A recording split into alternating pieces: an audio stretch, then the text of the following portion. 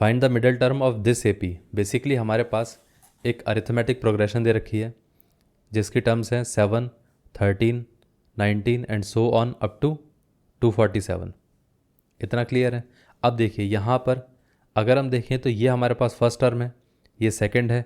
अब इसके middle term निकालने के लिए पहले हमें देखना पड़ेगा कि इसके अंदर टोटल टर्म्स हैं कितनी। तो इसको मान लेते हैं an।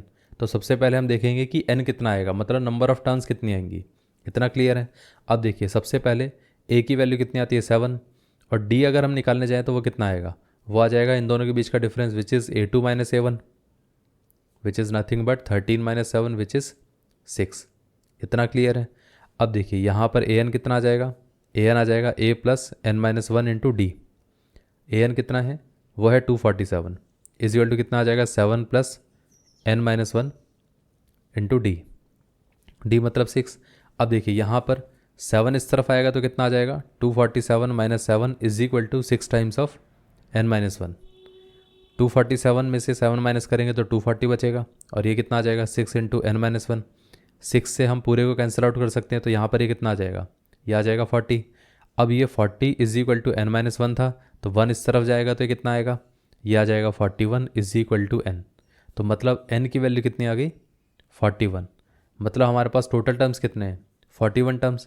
अब हमें ये पता चल गया कि हमारे पास टोटल 41 टर्म्स हैं।